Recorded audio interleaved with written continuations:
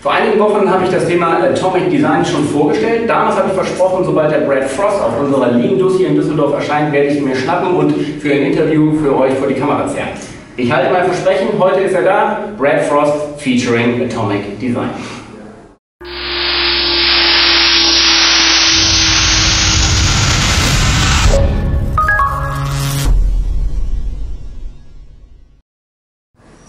So, first of all, Brad, thanks for coming. You had a fabulous night yesterday at the Lean-Dus here in Düsseldorf. You're ready to answer some questions for the YouTube show, Arbeiterbanders? Sure, sounds great. Thank you for having me. Yeah. Great, definitely. Yeah. I was really looking forward. One of the reasons was that I was thinking, okay, the title of the show will be Brad Frost featuring Atomic Design. And it really sounds like the new Danger film. Yes, yes. That is the goal. That is my ultimate goal, is to have Atomic Design, the movie. Part 1, 2, 3, 4, 5. Yes, exactly. Like yeah. Would you be the superhero or would you be the villain?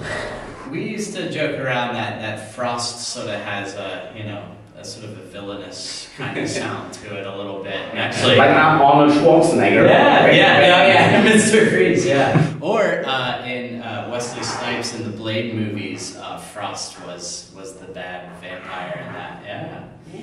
Yeah. I don't remember that. Okay. But I'm not really an evil person. Of course not. But you have a cool name, you have a cool idea. Oh, thank you. Let's start with talking about how you came up with the idea. I mean, what actually was the problem you were facing some years ago where you didn't find a solution and came up with your own idea of Atomic Design? Yeah. So I think the big thing was you started seeing this trend towards modularity and interface design and pretty much every aspect of the web design process, right? This idea of sort of chunking things, sort of chunking things out into components or modules.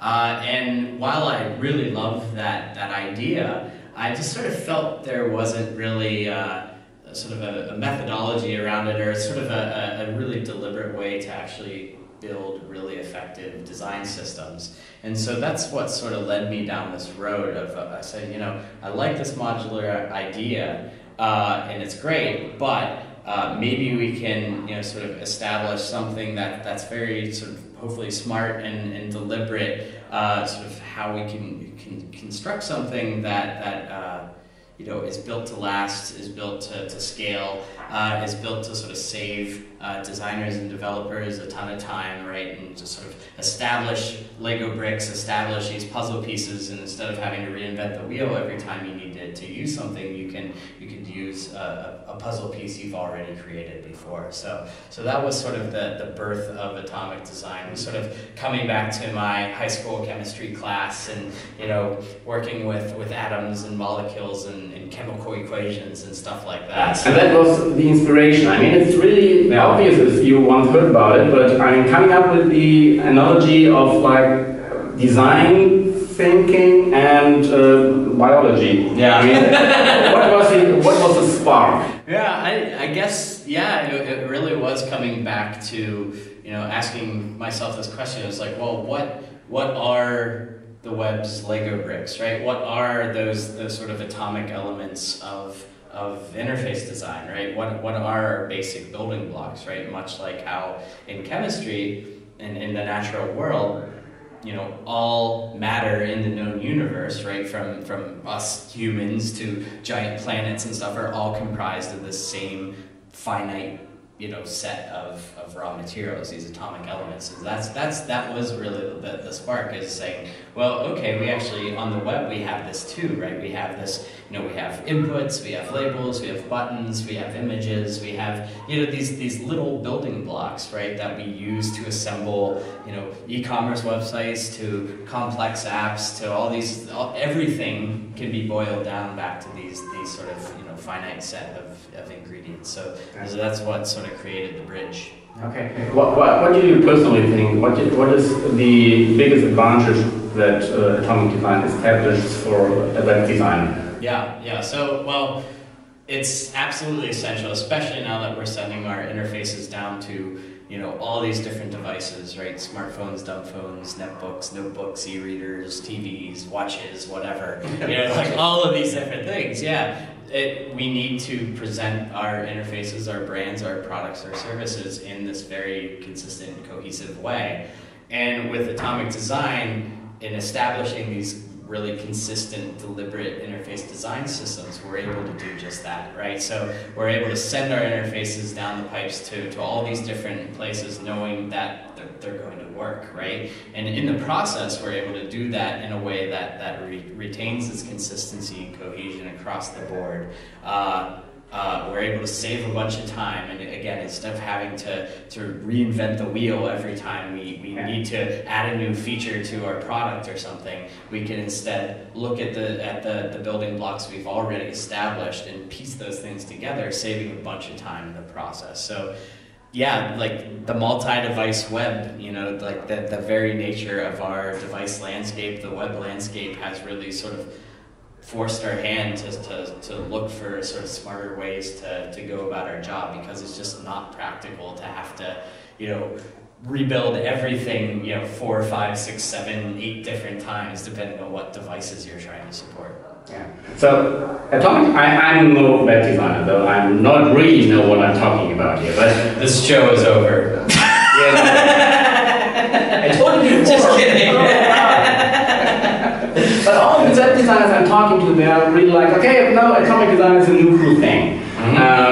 And like all new cool things, you have an initial idea, but you have to develop your ideas. Yeah. And what is the next thing do you think about Atomic Design? What's going to be next? I mean, do you have ideas of developing the whole concept, or already did develop it from the last time I talked about it? Yeah, I think it sort of started out, so Atomic Design is atoms, molecules, organisms, templates, and pages. So there's these sort of 5 discrete steps that all sort of work together concurrently to craft these interface design systems.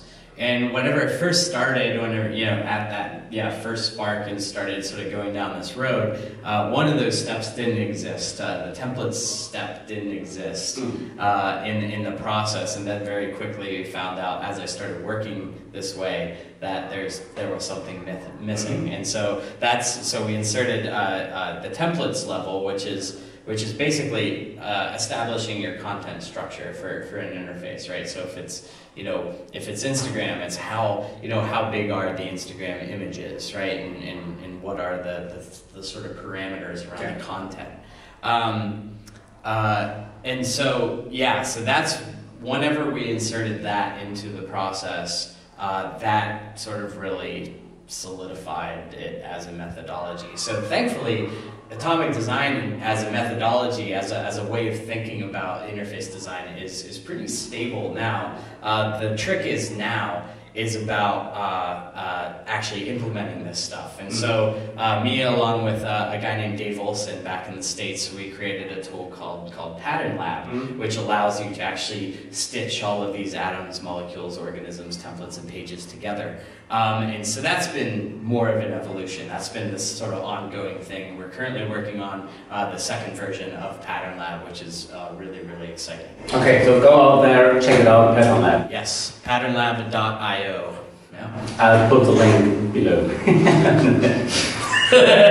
Talking about that, pattern libraries and things like that, I mean, you're not the only one offering a pattern library. I mean, we ourselves, have an open source thinking approach to the whole thing. Yes. How important is the open source idea? That is absolutely crucial. Yeah, absolutely crucial. And I wouldn't be thinking about all this Atomic Design stuff if it weren't for the organizations like Starbucks. Actually, it was the first style guide we saw ever released in the open, and I looked at this thing and I was like, oh my god, this is amazing. And then since then we've actually seen this massive influx of people sharing, and not just sharing their own style guides and pattern libraries, but also tools to help create it. Right, Pattern Lab's one of those, but there's many other ones, and as well as resources and how-tos and tutorials and all this stuff. And that for me is the biggest,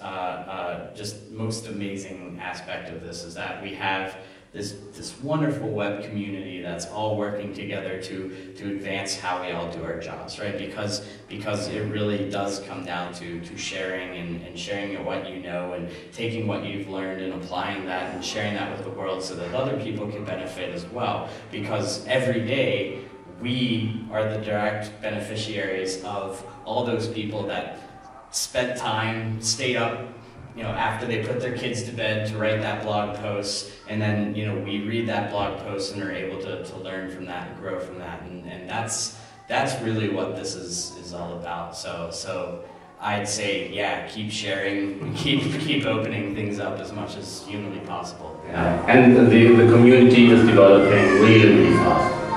Oh, absolutely, yeah. So we, with respect to pattern libraries and style guides and all that, we, along with Anna Debenham, a web developer in the UK, we put together a site called styleguides.io, which is a collection of a bunch of different examples of pattern libraries, a bunch of resources, tools, books and articles and all that. We even started a podcast where we're interviewing people who have successfully created and maintained these style guides and stuff. So yeah, it's something, I think it's an idea that's getting a lot of traction, and we're hoping that, you know, with tools that make it easier and with resources like styleguides.io, more people will say, this is something we need to do in order to make successful work. Okay, great. So from now in like 2 or 5 years, what do you think atomic design will be? I think, again, as a concept, that will probably be the same. What would be absolutely fantastic would be to see you know, more people making that part of their workflow, right? Because who knows, in 2 to 5 years, suddenly we're sending our web experiences down to holograms or whatever. So, you know, so the more we could do to sort of put these systems in place now, the better prepared we'll be for whatever comes down the pipes. Okay, I'll keep fingers crossed. Brad, thank you very much. Hey, thank you very much for having me. And whenever there will be a movie about atomic design, I'm on the road as a TV host. Okay, excellent. Yeah, that's perfect. Vielen Dank, Brad Frost. Sehr interessant. Ich hoffe, wir werden noch einiges von Atomic Design hören. Ich bin mir ziemlich sicher, die Idee ist immer noch cool. Wenn ihr nicht wisst, worüber wir gerade geredet haben, könnt ihr euch natürlich noch die Sendung anschauen, wo ich euch das ganze Konzept noch mal ein bisschen näher bringe. Und ansonsten freue ich mich über eure Kommentare und mache mir schon Gedanken über die nächste Sendung. Insofern, ich bin raus.